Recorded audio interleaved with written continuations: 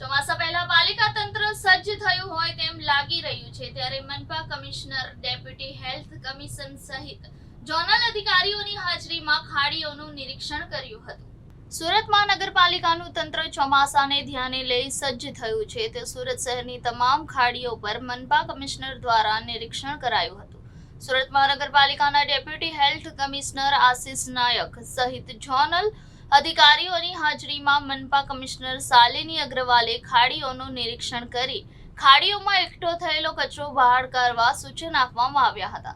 શહેરના તમામ ખાડીઓને સાફ કરવા માટે પાલિકા દ્વારા તૈયારીઓ શરૂ કરવામાં આવી છે અને નીચાણવાળા વિસ્તારોમાં ભરાતા પાણીઓનો નિકાલ થાય તે માટે પાલિકા કમિશનર શાલિની અગ્રવાલે તાકીદ કરી હતી.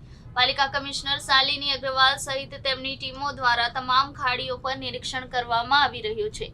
ફ્લડ ગેટ સહિત ખાડીઓ મેન્ટેનન્સ રાખવા પાલિકા કમિશનર દ્વારા તમામ અધિકારીઓને સૂચના અપાઈ છે. સુરત મહાનગરપાલિકાના વિવિધ વિભાગો અને ઝોન કક્ષાએથી સમગ્ર સુરત શહેરમાં પ્રી મોન્સૂન કામગીરીના કરવામાં આવી રહી છે.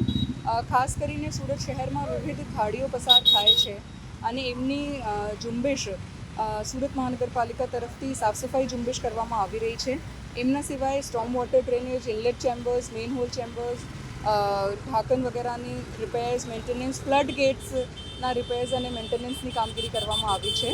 આજે અમે વિવિધ વિભાગો સાથે સમગ્ર સુરત શહેરના વિવિધ ઝોન્સમાં જે પણ પ્રી મોન્સૂન કામગીરી થઈ છે, સાફ સફાઈ થઈ છે, ખાડીની સાફ સફાઈ થઈ છે, એમનું ઇન્સ્પેક્શન અને એમની કામગીરી જોવા માટે ટીમ સાથે ઇન્સ્પેક્શન્સ કરી રહ્યા છે.